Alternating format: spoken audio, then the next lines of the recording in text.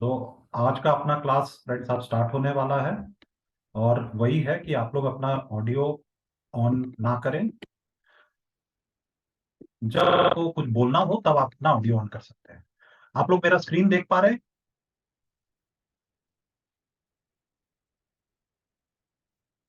Yes.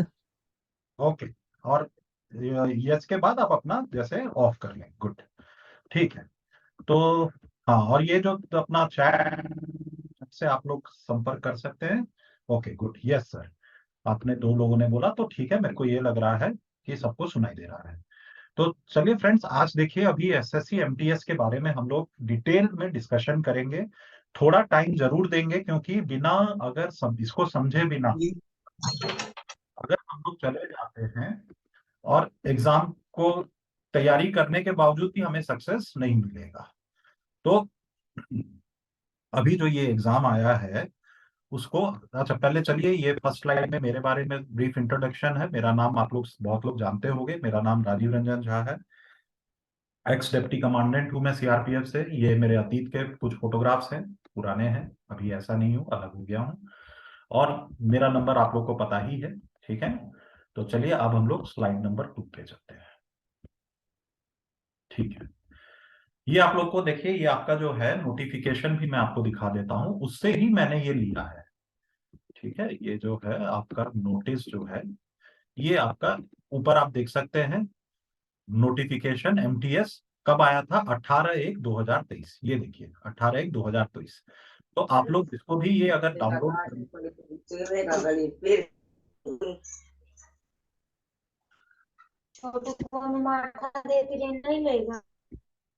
अपना audio mute रखिए।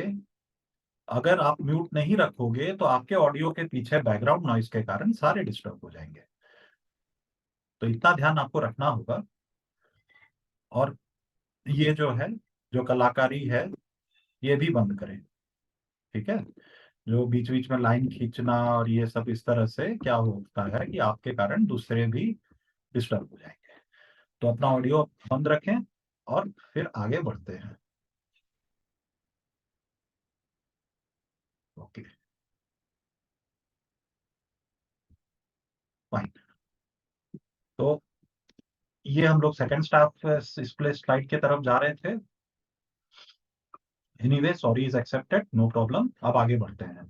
ये फॉर्म आया है इसी महीने 18/1/2023 को। और लास्ट डेट कब है? 17/2/2023। मतलब फरवरी में लास्ट डेट है इसका। तो अब जो 17 में इसका लास्ट डेट है, तो आप लोग इसका 17 के लिए वेट मत करो। ओके, 17 के लिए वेट करोगे तो आपको कमीशन भी ये बोलता है, स्टाफ सिलेक्शन कमीशन, कि जो फॉर्म आया है उसको तुरंत भरो। ये नहीं कि जो लास्ट डेट के लिए, क्योंकि लास्ट डेट में अगर आप भर पाए तो बहुत अच्छा। नहीं तो ये जो डेट एक्सटेंड करने का जो हम लोग सोचते हैं कि डेट एक्सटेंड हो जाएगा, वो नहीं होता है। ठीक है। और अभी आपको देखिए लगभग ये महीना खत्म होने को आया है। फॉर्म में ज्यादा रुपया भी नहीं लगता है, सिर्फ 100 रुपया लगेगा। तो आप 100 रुपया के लिए रुकिए मत, भर दीजिए। और उसके बाद last date for making online fee payment 2 दिन ज्यादा है, ये सब आप लोग जानते होंगे, आप लोगों ने भर भी दिया होगा। ठीक है। Last date for paying payment through during working hours bank का है, चालान के साथ ये तारीख है। जो इंपॉर्टेंट है मैं उसके बारे में बात करूंगा, जो अनइंपॉर्टेंट है वो मैं लेके ही नहीं आया हूँ। तो ये क्या है, नहीं तो मैं पूरा नोटिस बोर्ड आपके सामने रख देता। नोटिस मेरा रखने का आपके सामने काम नहीं है, ये काम है मेरा। तो ये क्या है, कंप्यूटर बेस्ड। दो चीज इसमें ध्यान दीजिए, एक तो तारीख, और कैसे ये एग्जाम हो। एग्जाम होगा, कंप्यूटर बेस्ड होगा, और अप्रैल महीना में होगा। अप्रैल मान लीजिए बहुत होगा तो अप्रैल में कुछ होगा, और उसके बाद मई में होगा। मगर आप तो अप्रैल मान के ही चलो कि आपकी एग्जाम तो अप्रैल में ही है। ठीक है। थोड़ा सा जो वैकेंसी और इस सब के बारे में देख लेते हैं।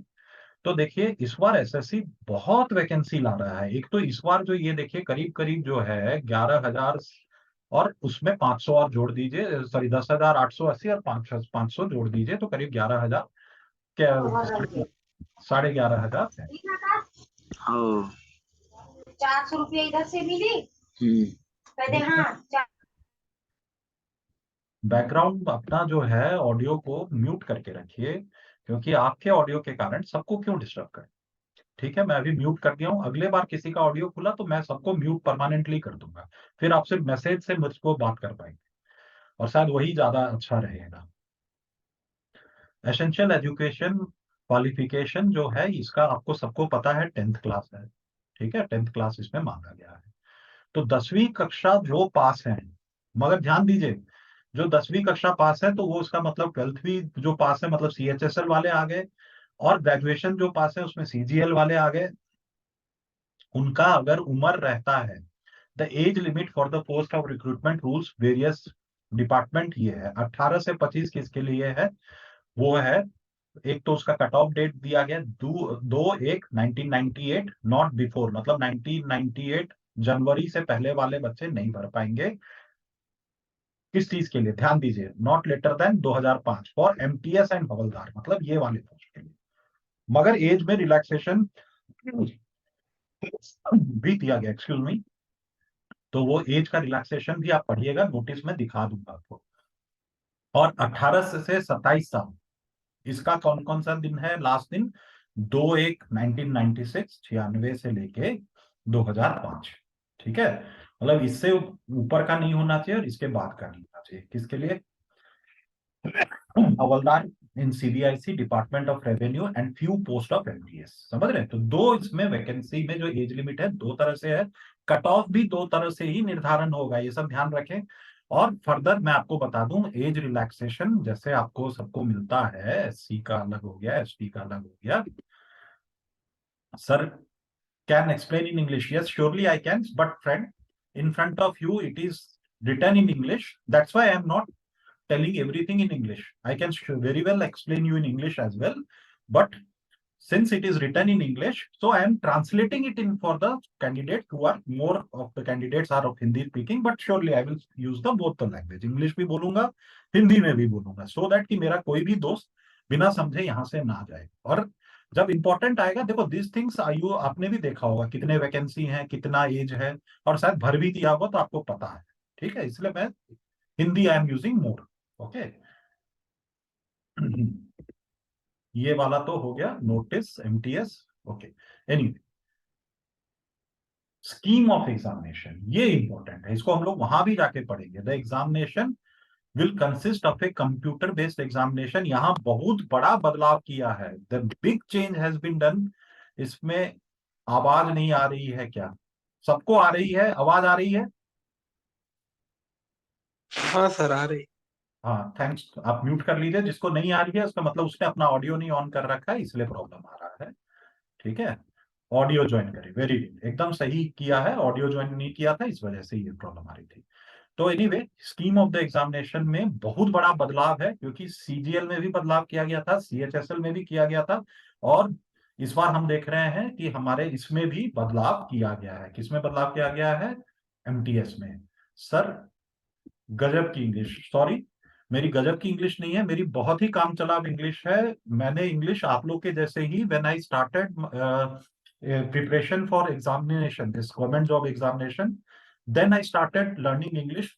और मैंने इंग्लिश कहाँ से सीखा है तो ये भी बता दूं, आई started learning English from commentary. Cricket में बहुत रुचि था, क्रिकेट की कमेंट्री सुनता था और वहां से ही इंग्लिश शुरू किया था सीखना, नहीं तो मुझे भी 2 लाइन इंग्लिश बोलने में पसीना छूटता था। Even I was scared of English friends. So if I can improve you can improve, that is as simple as this. आप मेरी इंग्लिश को छोड़ देते हैं, आपकी इंग्लिश पे आते हैं, ओके। सो अब दूसरे वाले पे आते हैं कि द एग्जामिनेशन, ये जो है आपका, हम लोग इसको डिस्कस कर रहे थे, कंप्यूटर बेस्ड एग्जामिनेशन होगा। और फिजिकल एफिशिएंसी टेस्ट किसमें होगा, तो वो हवलदार के पोस्ट के लिए होगा। मगर MTS में इस बार पहले बार है कि आपका डिस्क्रिप्टिव पेपर हटा दिया गया है, मतलब आपका सिलेक्शन सिर्फ एक कंप्यूटर बेस्ड एग्जामिनेशन पे होगा। द कंप्यूटर बेस्ड एग्जामिनेशन, हाँ और एक अच्छी बात है, the computer based examination will be conducted in Hindi, English and 13 regional languages, मतलब आपके देखिए इस लैंग्वेज में भी आ जाएंगे। तो कौन कौन से पेपर इन लैंग्वेज में होंगे, भाई इंग्लिश तो इंग्लिश में ही आएगा, ठीक है, मगर जो आपका होता है क्वांटिटेटिव एप्टीट्यूड मतलब मैथ्स, और उसके बाद में then your examination in reasoning and general knowledge, these 3 subjects will be in this 13 languages plus Hindi, मतलब हिंदी लैंग्वेज में भी होगा। और दूसरे ये दूसरे लैंग्वेज में भी ये मिल जाएगा। But here my advice is कि आपका देखिए बहुत इंपॉर्टेंट इस बार कर दिया गया है इंग्लिश को। तो इंग्लिश को अगर बनाना है तो अभी हम लोग उसी पे बात कर रहे थे। आप विश्वास करिए, जिस दिन मैं भी आप लोग के जैसे तैयारी में आया था, मेरी भी इंग्लिश गजब की हालत थी। मेरे को भी 2 सेंटेंस बोलने में बहुत जूझना पड़ता था, सोचना पड़ता था, पसीना छूटता था।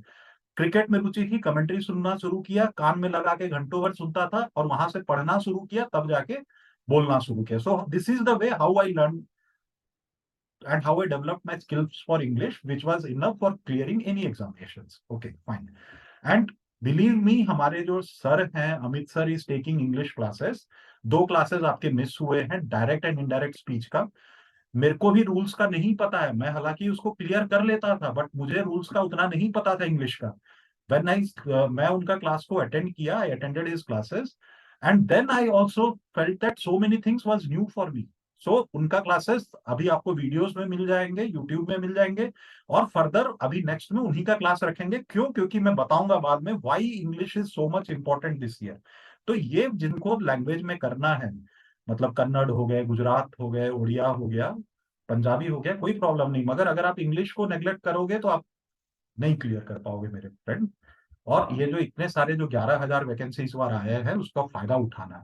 सबसे पहले तो ये एक चीज बता दूं कि जो एमटीएस का एग्जाम है, उसमें हर कोई जिसको उम्र अलाउ कर रहा है, अगर वो सीएचएसएल वाला अपने आप को मानता है या सीजीएल वाला अपने आप को मानता है, सब कोई भर। क्यों भरो? क्योंकि अगर आप लोग एलिजिबल हो, उम्र आपका साथ दे रहा है, तो अभी वैकेंसी तो आ गई है। हो सकता है कि अगले साल वैकेंसीज ना आए या बहुत कम आए। तो जब वैकेंसी आता है और आप एलिजिबल हो, मतलब 2 चीज, क्वालिफिकेशन और एज, तो भर दो। और ये सारे लोग करेंगे, सारे लोग करेंगे मतलब, sir, actually my local language is Telugu. Which language I choose, sir, for English or Telugu? See, you can give your in the other 2 sections, that is quantitative aptitude, maths, that is, and reasoning. You should very well do it in your local language, Telugu. Yeah, I hope it is there. Assami, Bengali, Kannada, Telugu is there. So you can go for Telugu. But what I mean to say, from now you start preparing in bilanguage. Bilingual means 2 languages, that is you purchase magazine। आप अपना जो magazine है वो तेलुगु का भी ले लो, English का भी ले लो, सेम मैगजीन। तो क्या होगा, तेलुगु में भी you will study that same news in Telugu, you will study the same news in English also. So your English is automatically it will be in a better preparation for your examination, as well as your the GK, which you have read it in 2 languages. So your GK preparation will be also very good. So what I mean to say, आज से आप लोग history को भी पढ़ो, civics, geography जो भी पढ़ते हो अपने भाषा में भी पढ़ो, मगर इंग्लिश में भी पढ़ लो। मैगजीन 2 ले आओ, कोई बात नहीं है, 7 महीने ले आओ, मगर 7 महीने दोनों लैंग्वेज में पढ़ो, ये मैं बोल रहा था। So I hope your doubt is clear. फिर सर ये, जी मैंने सीए का फॉर्म भरा। हाँ बेटा, ओके, सीएचएसएल भर दिया। व्हाट अबाउट दिस, इसका एमटीएस का भर दिया आपने? नहीं, सीएचएसएल का दिसंबर में ही भरा था, जो 6 दिसंबर को आया था, मैंने 20 तारीख को भरा था। इसको एमटीएस को भी अगर एलिजिबल है, आपका एज साथ दे रहा तो भर दो। हाँ जी, सब लोग भरेंगे। तो नहीं तो सीएचएसएल भरा, एमटीएस भी भर सकते हैं इकट्ठे, क्योंकि एकदम, एग्जाम हुआ नहीं है कोई अभी। कोई मना नहीं करेगा। अगर आपका एग्जाम भी अलग अलग तारीखों में होगा तो एकदम भर दीजिए, क्योंकि इसमें सब लोग भरेंगे, सीजीएल वाले भी भरेंगे, सीएचएसएल वाले भरेंगे, और जीडी वाले भरेंगे, सब भरेंगे। समझ रहे? क्यों? तो क्योंकि सीएचएसएल भरा हुआ है, मार्च या अप्रैल में होगा एग्जाम। हाँ, मार्च अप्रैल में होगा, मगर आप ये मान के चलो, अगर सपोज ऐसा ही बैड लक हुआ, दोनों का अप्रैल अप्रैल, इसका भी मार्च, इसका अप्रैल है और उसका मार्च अप्रैल है, हाँ। अगर एक दिन में एग्जाम हुआ, तब आपको सोचना पड़ेगा कि कौन सा लूं, कौन सा जाऊं। अच्छा, ये तो आपके ये ऊपर, दोनों भर सकते हैं इकट्ठे? एकदम भर सकते हैं, और सब ठीक है, भरेंगे। ठीक है सर। ठीक है? ठीक है सर। आपको देखिए, जो भी आप लोग ये समझो कि अगर सपोज सर मैंने 13 वैकेंसी डाला हूं, ओके, 13 वैकेंसी डाले हो तो कोई बड़ी बात नहीं है, गलत बात नहीं है। नौकरी से पहले मैं भी असिस्टेंट कमांडेंट, जो कि डीवाईएसपी के इक्विवेलेंट होता है, तो मैं भी सब इंस्पेक्टर का भी भरा था, और आप लोग बिलीव नहीं करोगे, कांस्टेबल का भी भर दिया था। ठीक है? तो ऐसे 13 क्या हो सकता है, मैंने 15 भरे। तो ऐसा कोई दिक्कत वाला काम नहीं किया, कोई गड़बड़ वाला काम नहीं किया। एनीवे अब हम लोग ज्यादा बातें नहीं करके we come to our point. हमारा जो ये है इस बार टेस्ट में, इसमें बहुत बदलाव है। पुराने वालों से पूछोगे तो उन लोग को उनका, और आप लोग जो नए स्टूडेंट्स हो, मैं ये मानता हूँ जो मेरे साथ आज जुड़े हैं इस ऑनलाइन क्लास में, वो सारे नए आए हैं। आप लोग को एक बहुत बड़ा एडवांटेज इस एग्जाम में होने वाला है, और वो एडवांटेज क्या है मैं बताता हूँ। देखिए, ये एक तो सेशन 1, उसमें क्या क्या आएगा, न्यूमेरिकल एंड मैथमेटिकल एबिलिटी, ये मैथ्स हो गया। कितने क्वेश्चन आएंगे, 20। मार्क कितना हुआ, 60। और उसी सेशन में, सेशन 1 में रीजनिंग आएगा 20 क्वेश्चन, वो भी 60 मार्क का, मतलब एक क्वेश्चन का 3 मार्क। ठीक है। उसके बाद में सेशन 2 भी होगा। सेशन 2 में क्या होगा, जनरल अवेयरनेस। जनरल अवेयरनेस मतलब जीके हो गया। और जीके के कितने क्वेश्चन है, तो 5 क्वेश्चन ज्यादा है उससे, 25। इंग्लिश लैंग्वेज एंड कंप्रीहेंशन, यहां ध्यान दीजिए, 25। तो यहां हो गया टोटल आपके 50 क्वेश्चन। समय कितना, तो 45 मिनट। अब पहले क्या होता था वो भी मैं आपको बताऊंगा आगे चलते हुए स्लाइड में, पहले और अभी में। अभी आपका जो हो गया है ये सेशन 1 और सेशन 2, पहले एक डिस्क्रिप्टिव पेपर होता था, ये चारों मिला के, maths, reasoning, general awareness and English language मिला के एक ही सेशन में रहता था। ठीक है। और उसको 90 मिनट में ये 100, ये 25 100 क्वेश्चन होते थे। तो दिखा दूंगा मैं आपको, चिंता मत करिए। मगर पहले क्या होता था उससे मतलब नहीं है, अब क्या हो रहा है उससे मतलब है। तो अभी आगे बढ़ते हैं नेक्स्ट स्लाइड की ओर। ठीक है। चलो एक काम करता हूं, नेक्स्ट स्लाइड से पहले, मोड ऑफ सिलेक्शन से पहले मैं आप लोग को ये वाला स्लाइड, जो पहले क्या होता था, जो हम लोग का कौतूहल होगा, वो पूरा कर देता हूं। ये देखिए 2022 में और 2023 में डिफरेंस हुआ है, बहुत बड़ा डिफरेंस हुआ है। उस वजह से नए बच्चे के लिए भी ये बढ़िया है। पहले होता था 2 टायर्स, 2 टायर में एग्जाम होता था, टायर 1 एंड टायर 2। जैसा कि मैंने बताया, डिस्क्रिप्टिव टेस्ट फॉर लैंग्वेज, ये लैंग्वेज का टेस्ट हुआ करता था। अब क्या है, ओनली टायर 1, मतलब एक एग्जाम क्लियर करो। और अगर सपोज हवलदार का नौकरी चाहिए तो उसके लिए आपको फिजिकल एफिशिएंसी टेस्ट, जो कि उसमें नोटिफिकेशन में दिया हुआ है, वो क्लियर करना पड़ेगा। नहीं, एमटीएस का चाहिए तो सिर्फ एक एग्जाम क्लियर करो, सरकारी नौकरी आपकी। ठीक है। तो ये एक बहुत बड़ा बदलाव है। दूसरा क्या था, टायर 1 है 4 सेक्शन, 1 पेपर मैथ, जैसा कि मैंने बोला, math, reasoning, English and general awareness 25 question के होते थे, और 100 क्वेश्चन होते थे। अब कितना क्वेश्चन हो गया, देखो आप याद करो, तो उसमें है रीजनिंग में 20 40 और यहाँ 50, मतलब 90 क्वेश्चन। ठीक है, आप देखो यहाँ पे 90 क्वेश्चन, टोटल क्वेश्चन 90। और मैथ एंड रीजनिंग का 20 question each, and general awareness का 25। सेम बात बोल रहा है। कितना टाइम दे रहा है, 45 मिनट। तो पहले क्या होता था कि आप यहां से जो, मतलब जनरल अवेयरनेस, रीजनिंग करने में कुछ टाइम बचता था अगर लोगों का, तो वो मैथ और रीजनिंग में लगाते थे। अब आप वो नहीं कर सकते। अब आपका जो टाइम बचेगा वो आप बैठे रहो, हालांकि इतना टाइम बचेगा भी नहीं। और no negative mark for session 1, ये बहुत बड़ा इंपॉर्टेंट है। सेशन 1 क्या है अपना, देखिए, numerical ability and mathematical ability and reasoning, इसमें कोई नेगेटिव मार्किंग नहीं है। पहले नेगेटिव मार्किंग सब में रहता था, अब नेगेटिव मार्किंग सिर्फ जनरल अवेयरनेस एंड इंग्लिश वाले सब्जेक्ट में आएगा। ठीक है। तो हम लोग इस स्लाइड पे थे, इस स्लाइड पे हम लोग बात कर रहे थे, no negative marking for session 1, negative marking for session 2। Session 2 के लिए क्या नेगेटिव मार्किंग है, 1 mark will be awarded for each incorrect answer, मतलब आप सही करोगे तो 3 मार्क मिलेगा। देखिए, सही करोगे 25 क्वेश्चन के 75 मार्क, 3 मार्क, और गलत करोगे तो आपका 1 मार्क कट जाएगा, मतलब 1/3 का नेगेटिव मार्किंग बहुत होता है। और सारा खेल आप जो है वो इस खेल, जो आपका आ गया है वो इस पे आ गया है, वो मैं आपको बताऊंगा। एक तो नेगेटिव मार्किंग भी इसमें आ गया है, और सिलेक्शन भी यहीं से होना है। ठीक है। मगर क्या ये जरूरी है, बहुत जरूरी है, मगर मेन जो आपको अच्छा करना है वो इसमें करना है। तो कैसे करना है, क्यों करना है, उसके बारे में अब बात करेंगे। और पहले क्यों करना है और फिर बाद में कैसे करना है। तो ये देखिए मोड ऑफ सिलेक्शन, मैं आपको, आपका जो ये रिक्रूटमेंट का है उसी से काट के लाया। देखिए 18.1 ये सब मैं दिखाऊंगा आपको, चिंता मत करिए। The recruitment process for the post of MTS, मैं सिर्फ अभी रीड कर रहा हूँ फटाफट, फिर इसको एक्सप्लेन कर दूंगा जो इंपॉर्टेंट है। Will consist of session 1 and session 2, जो आपने देख लिया है। सेशन 1 में मैथ्स रीजनिंग है, सेशन 2 में जीके इंग्लिश है। द परफॉर्मेंस, ये ध्यान दीजिए, द परफॉर्मेंस बहुत ध्यान देने वाली बात है। The performance of the candidate in session 1 will be evaluated first, मतलब पहले उसको कॉपी को जांच लेंगे सेशन 1 वाले का।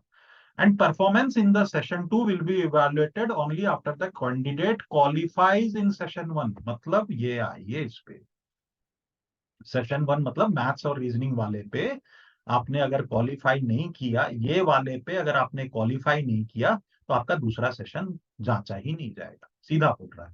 और minimum qualifying marks in session 1 and session as well as in session 2 for computer exam base, ये मिनिमम है, समझ रहे हैं? मिनिमम क्वालिफाइंग मार्क अनरिजर्व के लिए इतना रहेगा, ओबीसी और ईडब्ल्यूएस के लिए इतना रहेगा, ऑल अदर कैटेगरी के लिए इतना रहेगा, बट ये मिनिमम है। तो आप लोग ये सोचिए कि इसमें अपना अच्छा से अच्छा दे के आओ। क्यों? क्योंकि ये मिनिमम कभी बढ़ भी सकता है, कैंडिडेट के हिसाब से बढ़ाया भी जा सकता है। ये सब एसएससी आपको क्लियरली बोलती नहीं है। ये हम जैसे टीचर्स जो हैं, जो पुराने हैं, जो ने दिया है, खुद क्वालिफाई किया है, वो आपको ये समझा सकते हैं कि इसमें सिर्फ 30% करके काम नहीं चलेगा। 30% तो करना ही है, मगर जितना ऊपर करोगे, क्योंकि हो सकता है कल को वो 40% रख दें, कैंडिडेट ज्यादा थे इस हिसाब से, तो अपना अच्छा से अच्छा करके आना है मैथ्स एंड रीजनिंग में भी। मगर अब सिलेक्शन कैसे होगा? The recruitment process for the post of havildar will consist of computer based examination, same बात कर रहा है, एंड फिजिकल एफिशिएंसी टेस्ट। हवलदार में फिजिकल एफिशिएंसी टेस्ट होगा, एमटीएस में कोई फिजिकल एफिशिएंसी टेस्ट नहीं होगी। For the post of MTS, there will be separate category wise, state, union territory wise cut off होगी। ये आपको पता है कि स्टेट और यूनियन टेरिटरी का, जैसे बिहार स्टेट का अगर आप पहले का देखोगे, हालांकि अब उन कट ऑफ का कोई मतलब नहीं रह गया क्योंकि पैटर्न ही बदल गया, मगर बिहार स्टेट का मैं देख रहा था सबसे ऊपर कट ऑफ था पिछले दिनों में। तो अब भी वही होगा, बिहार, उत्तर प्रदेश, इन लोग के कट ऑफ थोड़े हाई होंगे, तो वहां वाले कैंडिडेट थोड़ा और ज्यादा मार्क्स खींचे, और दूसरे स्टेट के थोड़े कम होते हैं। As the vacancy for MTS in दो कैटेगरी में है, 18 से 25 और 18 से 27। द कमीशन क्या करेगी? दो age group wise, category wise and state wise cut off भी तय करेगी। तो ये आपको कुछ खास बताया नहीं ये पॉइंट ने, मगर इतना बता दिया कि अलग अलग से कट ऑफ तैयार होंगे, उतना ही कह रहा है, कुछ ज्यादा इसमें गणित लगाने की जरूरत नहीं है। अब देखिए, ये बहुत इंपॉर्टेंट है। For the post of MTS, candidate will be shortlisted on the basis of their performance in session 2 of CBSE, CBSE नहीं, सीबीएसई तो बोर्ड होता है, ये सीबीई है, कंप्यूटर बेस्ड एग्जामिनेशन। क्या बोल रहा है? इंपॉर्टेंट देखिए, the for post of MTS, मतलब एमटीएस का नौकरी लेना है, तो कैंडिडेट का जो शॉर्टलिस्टिंग होगा on the basis of their performance in session 2, मतलब पहले आप इन दोनों में क्वालिफाई करो, ये वाले दोनों में, तो आपका ये कॉपी सेशन 2 का जांचा जाएगा। ठीक है, पहले इसको क्वालिफाई करो, सेशन 1 को क्वालिफाई करो, तब ये आपका जांचा जाएगा। और इसमें अगर आप मेरिट में आ गए, इसका काम नहीं है, तब इसका काम सिर्फ जांच करवाने के लिए है, क्वालिफाई कराने के लिए। उसके बाद आपका इसका काम मेरिट में आने के लिए आपको जनरल अवेयरनेस और इंग्लिश लैंग्वेज, इसलिए मैं बोल रहा था मेरे बच्चों कि इंग्लिश में बहुत इस बार मेहनत करना पड़ेगा। इंग्लिश में नेगेटिव मार्किंग भी है, जनरल अवेयरनेस में नेगेटिव मार्किंग भी है, ऊपर के दोनों सब्जेक्ट में नेगेटिव मार्किंग भी नहीं है, और वो क्वालिफाइंग नेचर के हैं। ये जो है सेशन 2 के दोनों जो है नीचे वाले, वो बहुत इंपॉर्टेंट है, इसमें नेगेटिव मार्किंग भी रहेगा और इसी से मेरिट बनेगा। एमटीएस का नौकरी तो पक्का ही पक्का, अगर आपने इन दोनों सेशन में अच्छा कर लिया। तो इसका बताऊंगा अभी कैसे पढ़ना है, जनरल अवेयरनेस कैसे पढ़ना है, इंग्लिश लैंग्वेज, और अभी अगले क्लास में सेशन में इंग्लिश लैंग्वेज का अमित सर लेंगे या मैं लूंगा, जो भी लेंगे, तो इंग्लिश पे हम लोग फोकस थोड़ा ज्यादा रखेंगे। जनरल अवेयरनेस में आपको थोड़ा ज्यादा मेहनत करना पड़ेगा, इंपॉर्टेंट टॉपिक्स हम लोग जरूर कराएंगे, मगर आपको मेहनत जरूर करना पड़ेगा। ये भी चूंकि बहुत इंपॉर्टेंट है, क्योंकि अगर ये क्वालिफाई नहीं करोगे तो इस पे तो जाने की बात ही नहीं है, तो इसको भी कराएंगे, मगर फोकस जो है इन दोनों पे ज्यादा रखा जाएगा। ठीक है, अब इसमें भी जनरल अवेयरनेस आपको ज्यादा करना होगा, हम लोग इंपॉर्टेंट टॉपिक्स कवर करेंगे। इंग्लिश का सर बहुत अच्छा क्लास लेते हैं, मैं भी लूंगा टाइम टू टाइम, तो उसको जरूर करना है। ठीक है, अब आ गए इधर, हम लोग यहां तक तो डिस्कस कर लिए थे कैसे होगा। एक सरकारी नौकरी एमटीएस की पक्की है अगर सेशन 2 में अच्छा कर दिया, सेशन 1 में क्वालिफाई कर गए। For the post of havildar, candidate will be shortlisted on the ratio of 1:5 vacancy. क्यों? क्योंकि उसमें फिजिकल एफिशिएंसी टेस्ट दिया रहता है, जैसे हमारे असिस्टेंट कमांडेंट की टेस्ट। एक मिनट, किसी का sir cut off only taken in session 2, yes, session 2, अगर आप session 1, if you qualify in session 1, then your section 2 will be not cut off. There will be a merit prepared on the basis of session 2. That is GK and ये वाला जो slide है general awareness in English language पे, there will, इसमें cut off बनेगा session 1 में for evaluating session 2। ये और उसका मिनिमम कट ऑफ तो दे दिया है, मगर अगर आप कट ऑफ ऊपर भी जाता है और आप कट ऑफ में है, मान लेते कि आपने इसको क्वालिफाई कर लिया, you qualified in session 1, then your merit, ये this is for merit, this is for qualifying, okay, this is for merit, मतलब ये दोनों पेपर से मेरिट बनेगा। So your merit will be based on both this general awareness and English language of session 2। आपका merit general awareness और English language पे ही बनेगा, समझ गए? हाँ, और पोस्ट ऑफ हवलदार में और एक क्या है, फिजिकल एफिशिएंसी टेस्ट ऐड हो जाता है। फिजिकल एफिशिएंसी टेस्ट आप लोग देख लेना, वो जो वॉकिंग का कुछ है, बहुत टफ नहीं है, आराम से कर सकते हैं। तो वही मैं बोल रहा था, जिसमें जैसे फिजिकल एफिशिएंसी टेस्ट होता है, हमारे असिस्टेंट कमांडेंट के एग्जाम में भी था, सब इंस्पेक्टर में भी था। असिस्टेंट कमांडेंट में मुझे याद है 800 मीटर हमें 3 मिनट में दौड़ना था, मुझे दिक्कत आई थी मगर मैं कर गया था। सब इंस्पेक्टर में 4 राउंड मारना था, दैट इज 1600 मीटर, शायद उसमें 6.5 या 7 मिनट था, ध्यान नहीं है मुझे एग्जैक्टली, मगर वो भी क्वालिफाई हुआ था। ठीक है, तो अब आगे चलते हैं। ये वाला आपने देख लिया क्या क्या बदलाव है, अब प्रिपेयर कैसे करते हैं वो मैं बात करूंगा। पहले आपको ये देख के, ये वाला स्लाइड से आप अपना तरीका बना लो। कहा गया ये वाला स्लाइड से कि मेरे को इसमें, हाँ, और इसमें 30% का मिनिमम क्वालिफाइंग है, 30% मान लेते हैं, मगर जनरल कैटेगरी का तो कितना मार्क्स करना पड़ेगा, क्वेश्चन कितने हैं 40, तो 40 क्वेश्चन में से 30% लाने के लिए आपको 12 क्वेश्चन तो सही करने पड़ेंगे, ये तो मिनिमम है। ठीक है, 6 रीजनिंग 6 मैथ्स, मगर 6 रीजनिंग 6 मैथ्स करने से हो जाओगे नहीं, हो सकता है कि सबने और अच्छा किया तो क्वालिफाइंग ऊपर बढ़ जाएगा, तब हो सकता है 12 के जगह 15, 15 के बाद हो सकता है 20 भी। सो आपको अपने इसमें भी अच्छा करना है, मगर इस वाले में तो बहुत ही अच्छा करना है, सोच समझ के करना है, क्योंकि नेगेटिव मार्किंग है। तो अब आ जाओ इस पे, मैं क्या बोल रहा हूँ कि कैसे क्वालिफाई करना। पहले तो क्लासेस अटेंड करो, ठीक है, अगर आप नए हो, जानो चीजों को, प्रैक्टिस इन द, उसके बाद प्रैक्टिस भी साथ साथ में चलाओ। जैसे जनरल अवेयरनेस का शुरू कर दो और इंग्लिश में भी उस चीज को पढ़ो, अगर हिस्ट्री पढ़ रहे हो तो हिंदी में भी पढ़ो, ठीक है, और इंग्लिश में भी पढ़ो। इंग्लिश में पढ़ोगे तो आपका एक तो वो, एक बार आपने अपने लैंग्वेज में पढ़ा या हिंदी में पढ़ा, फिर इंग्लिश में पढ़ा, ये मैंने भी किया था कि 2-2 मैगजीन खरीदता था, सस्ते किताब जो एनसीईआरटी के किताब आते हैं वो मैं 2 लैंग्वेज में ले आया था, मतलब हिंदी में भी और इंग्लिश में भी। तो क्या होता था, एक ही चीज को 2 बार पढ़ रहा हूं तो समझ भी आ रहा है और इंग्लिश भी अपने आप बढ़ता चला जा रहा है। भाई, हिंदी भाषा अगर सीखे या तेलुगु भाषा या कन्नड़ भाषा, तो क्या तुमने पहले ग्रामर पढ़ा? नहीं, तुमने लोगों के मुंह से बोलना सीखा, सुनना सीखा, समझना सीखा, और उसके बाद तुम लैंग्वेज में अच्छा बिना ग्रामर जाने ही तुम बहुत बढ़िया सही बोलते हो, इंग्लिश सही बोलते हो, हिंदी सही बोलते हो, तेलुगु सही बोलते हो। So it depends on your listening and practicing. So you don't need to learn any rules पढ़ो, क्योंकि जैसे मैंने बताया, अमित सर का क्लास अटेंड किया था, तो डायरेक्ट इनडायरेक्ट स्पीच का रूल्स उन्होंने जब पढ़ाया तो मेरा कंसेप्ट ऑल क्लियर हुआ। मैंने भी वो class as a student attend किया था, बट अगर वो कंसेप्ट नहीं था तो क्या मैं क्वेश्चन नहीं कर पाता था? कर पाता था, मगर जो अगर सपोज 10 में से मेरी 7 क्वेश्चंस करेक्ट होते थे, तो उनका मैं क्लास करने के बाद शायद मेरा 9 होगा, 2 और बढ़ जाएगा, समझ रहे हैं? क्योंकि कई जगह पे बोलने की भाषा अलग होती है और लिखने की भाषा अलग होती है, तो वहां वाले क्वेश्चन में मैं फंस जा सकता था। ठीक है, तो इसीलिए, मगर सबसे पहले पढ़ना सीखो और बोलना सीखो। बोलना सीखने के लिए, पढ़ने सीखने के लिए 2 लैंग्वेज में एटलीस्ट पढ़ो, अपना लोकल लैंग्वेज एंड इंग्लिश में। अपना हिंदी लैंग्वेज, जैसे मेरा तो हिंदी लैंग्वेज ही लोकल था, हिंदी लैंग्वेज एंड इंग्लिश में। अब practice in the same way and in the exam condition. कैसे प्रैक्टिस करना है भाई? टेस्ट जीनी ऐप और वेबसाइट पूरा फ्री है, बहुत सारे ऐप है, मैं उन ऐपों का नाम नहीं लूंगा, मगर उन ऐप में जाओगे, सबसे पहले वो 2 एग्जाम, एक एग्जाम फ्री में दे दे, उसके बाद सारे एग्जाम के लिए चार्ज करते हैं।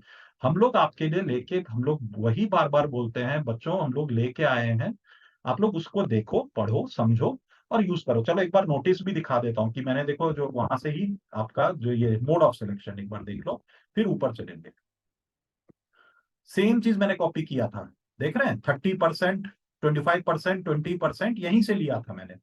ठीक है, नोटिस में ही लिखा हुआ है कि on the basis of session prepared solely based on your performance in session 2, the merit list would be prepared solely on your performance on session 2। Sir, इस मंथ में हाईएस्ट नंबर ऑफ टेस्ट किसने दिया है destiny पर, वो हम बता देंगे आपको, चिंता मत करो, बट देते रहो, ज्यादा से ज्यादा टेस्ट हो, will surely let you know. ठीक है। और ये जो मेरिट लिस्ट, उसका प्राइस भी है, देयर आर रिवार्ड्स ऑल्सो, वो बता देंगे हम लोग, आप लोगों को डिस्क्लोज करेंगे। The merit list would be prepared solely on the basis of session 2। ये ध्यान दो, 18.6 इसी नोटिस में, किस नोटिस में, एमटीएस के नोटिस में आया हुआ है। देखो ये एमटीएस का नोटिस ही है, मैंने 18/1 का डाउनलोड किया हुआ है। ठीक है।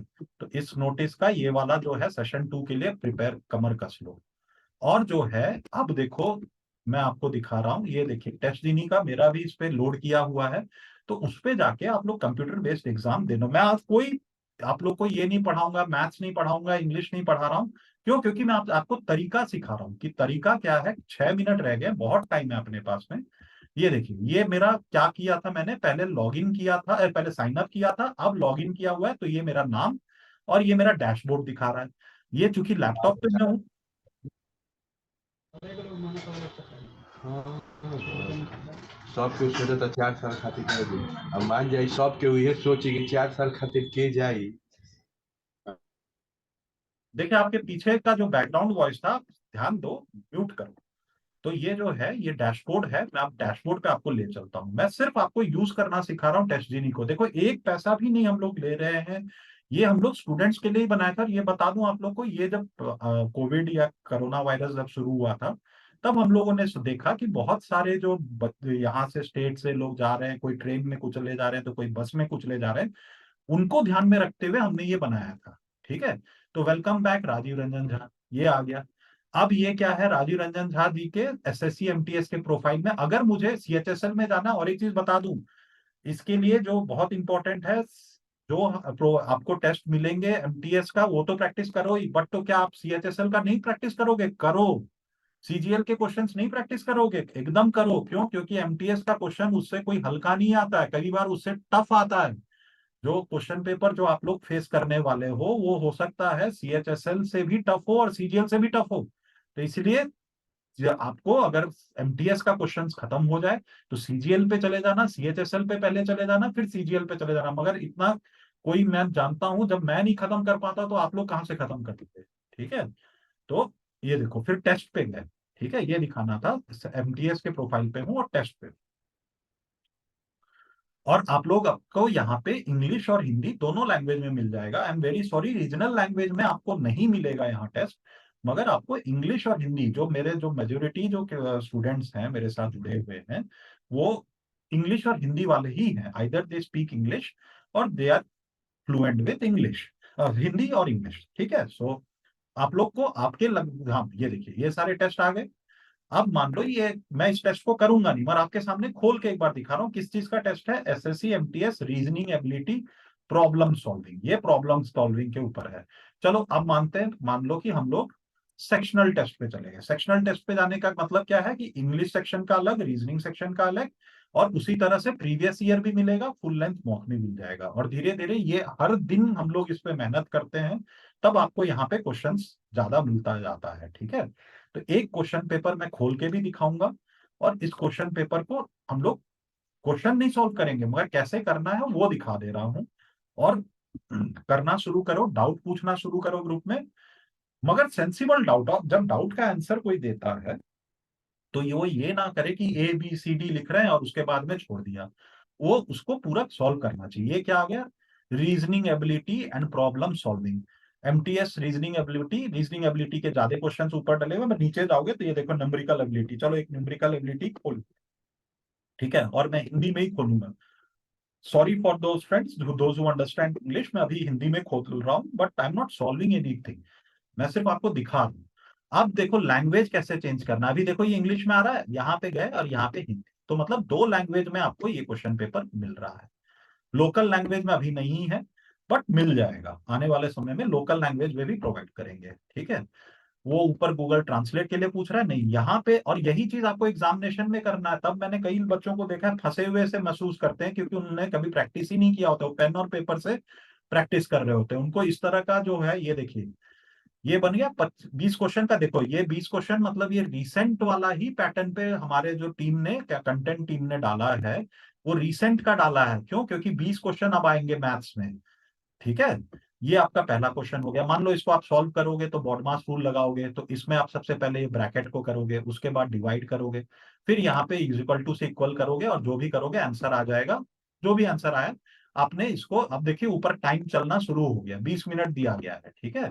फिर इसको लेके आप चले गए नेक्स्ट क्वेश्चन पे, ठीक है। नेक्स्ट क्वेश्चन पे आपको मोबाइल पे भी ये उपलब्ध है, सेव एंड नेक्स्ट।